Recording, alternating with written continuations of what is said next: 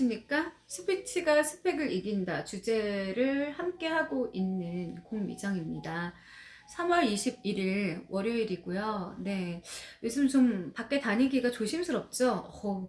나가봤더니 꽃이 폈어요. 네, 꽃 핀 거 처음 봤고, 벌써 이렇게 춥다고 한 지가 엊그제 같은데 이미 꽃망울들은 준비를 하고 있었나 봐요. 예. 계절은 점점 따뜻해지고 또 우리가 야외 활동하기도 좋은 그런 계절이 오고 있는데 코로나 때문에 여기저기서 정말 안 좋은 소식들도 많이 들려오고 사람들도 자체적으로 좀 예민해져 있는 건 또 사실입니다. 뭐라고 표현할 그 말이 없네요. 자, 오늘 제가 평상시에 이제 스피치가 스펙을 이긴다 주제로 함께하고 있는데 오늘은 명언을 하나 좀 들고 와 봤습니다. 감정에 충실하자. 감정에 충실하신가요? 여러분들은? 저도 굉장히 제 감정에 솔직하다고 생각이 들 때도 있지만 참 이상해요. 오히려 이제 더 나이가 들면 들수록 이 머리 위에서 왜 김이 안 나면서 성격은 막 이렇게 올라오고 그렇지만 안 보고 싶은 사람을 어릴 때는 쟤 그냥 안 만나면 되지 뭐 쟤랑 관계 안 맺으면 돼 이랬지만 사실은 나이가 들면서 사람 관계는 정말 애매모호하고 오리무중입니다. 복잡합니다. 안 볼 수가 없어요. 특히 이해관계가 얽혀있는 그런 상황에서는 그러다 보니까 소갈이도 하게 되고 당사자들끼리 해결할 문제지만 결과적으로는 또 해결이 안 나는 자기 입장만 고수하다 보니까 그런 경우가 생기더라고요. 그럴 경우에는 좀 고민 좀 하고 또 나 혼자만의 시간을 갖다가 결단을 내리는 것도 나쁘진 않다고 저는 생각해요. 네. 언젠가는 골마 있다가 터지겠죠? 자, 감정에 충실하자. 볼프강 아마데우스 모차르트의 명언입니다. 다른 사람이 칭찬을 하든지 비난을 하든지 나는 개의치 않는다. 굉장히 중요한 말이라고 생각해요. 저 사람이 나를 칭찬을 한다고 또 귀가 열려가지고 쫑긋해서 그냥 그 순간 행복해하다가 또 누군가 조금만 나한테 지적질을 하거나 잔소리를 하거나 아니면은 조언을 해줬을 때 그걸 막 속 얇게 속 좁게 얇게가 아니라 좁게 못 받아들이고 뭐 발끈한다든지 그런 성정들이 있는데 아마데우스는 항상 감정에 충실했다고 해요. 천재는 남달랐나 봐요.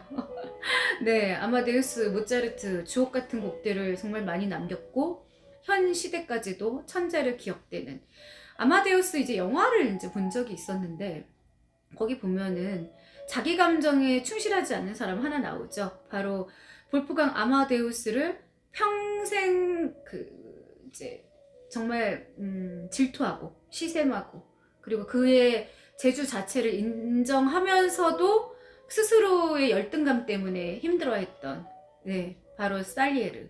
그 살리에르를 보면서 어쩌면 저렇게 사람의 그 미묘한 감정을 잘 표현을 했을까 그런 생각이 드는데 생각해보면은 되게 불행했던 사람이 그 살리에르라고 생각을 해요. 그 사람도 모차르트 만만치 않게 되게 좋은 재능을 타고났는데 불구하고 모든 관심이 타인한테만 있었던 거죠. 자기 자신의 장점이나 자기의 어떤 옳은 면, 좋은 면, 그리고 개발해야 되는 면은 눈에 들어오지 않고 오직 그 한 사람한테만 포커스가 맞춰져서 너무너무 불행한 그런 삶을 마쳤던 사람이라고 저는 생각을 해요. 살리에르 같은 사람이 우리 주변에도 많고 나도 가끔은 살리에르 같은 사람이 된 적이 없었나 하고 생각을 해보게 되는 그런 깊은 문제입니다.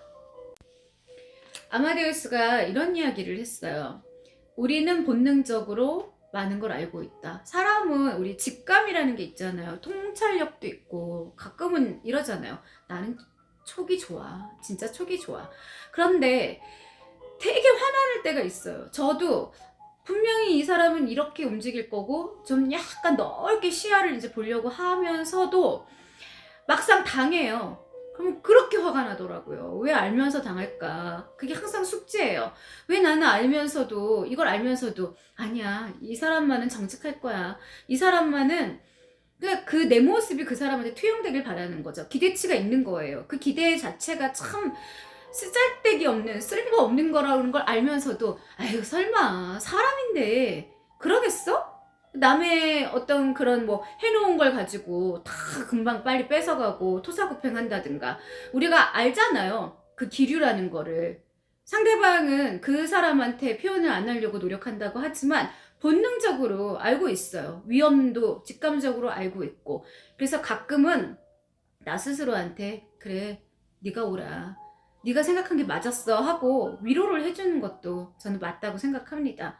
그러나 가장 비굴한 사람, 비겁한 사람들은 1대1 아니면은 그 사람하고 그 감정적으로 기본적으로 이렇게 진실하게 대화를 하려고 하지 않고 주변에 있는 사람들을 활용하죠. 그리고 무언가 이야기의 꼬투리를 잡아서 뭐 협박을 한다던가, 아니면 이 사람의 어떤 그 말 한마디 한마디에 대해서 단서를 단다거나, 아니면 자기는 뒤로 쑥 빠지고 되게 비겁하게 주변인들을 활용을 하는 거.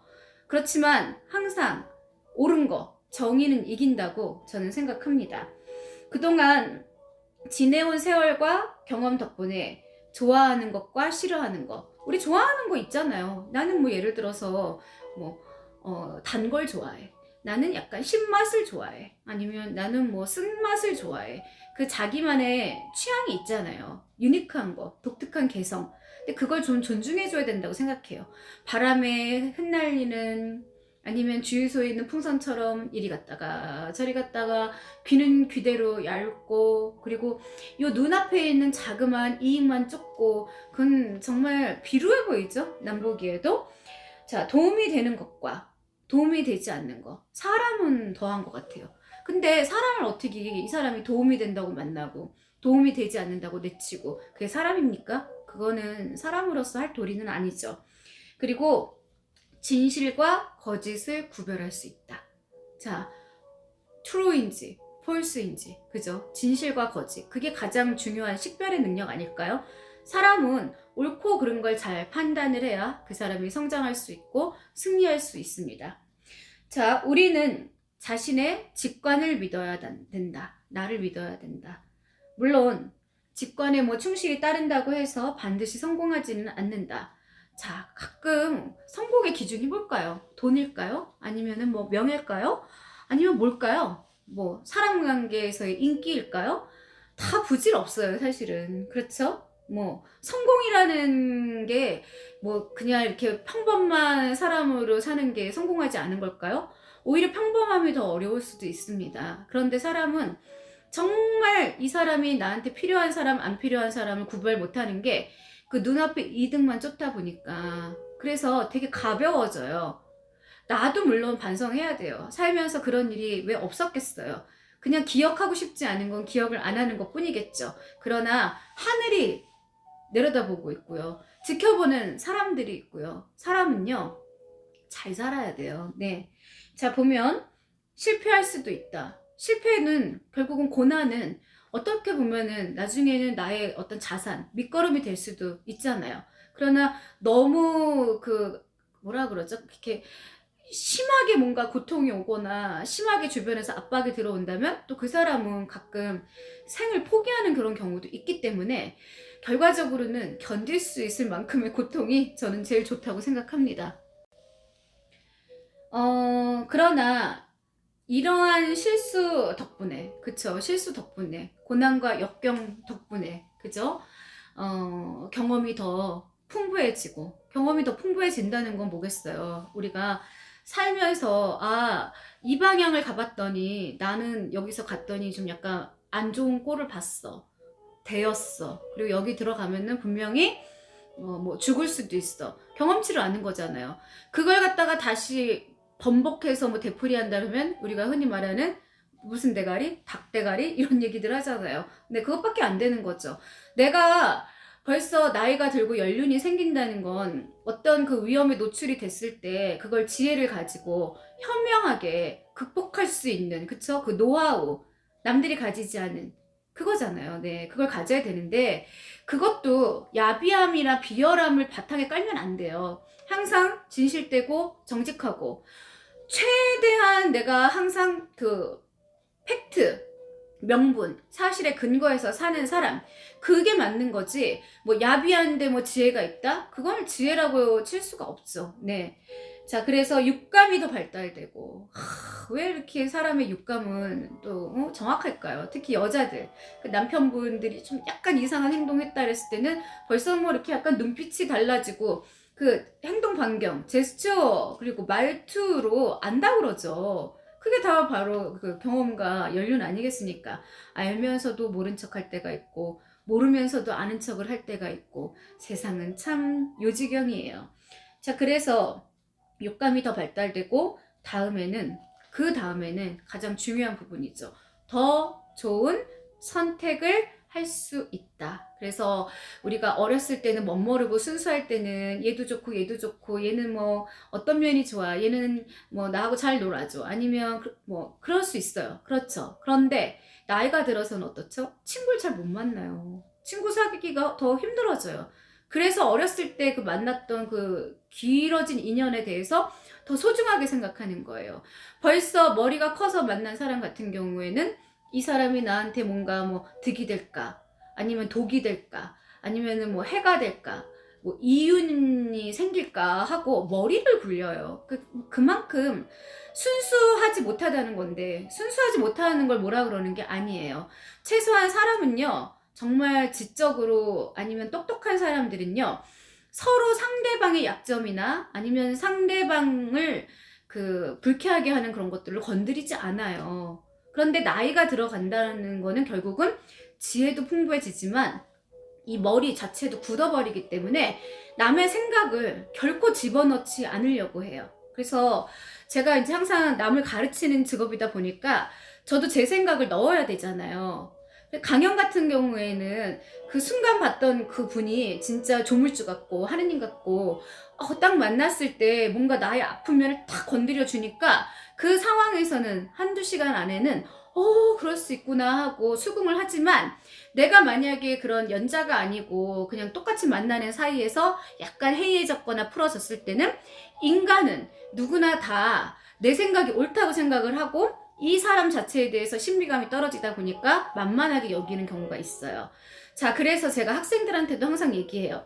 지금 만나는 친구들이랑 가끔은 의견 차이 때문에 싸울 수도 있고 질투도 할 수 있지만, 이 사람들이 이 다음에 내가 노년에 만날 수 있는 유일한 사람, 소중한 사람이란 걸 항상 기억하고, 절대 이 순간의 그 어떤 기억들, 소중한 기억들을 잃으면 안 되고 잘해야 된다. 이렇게 이야기를 하죠.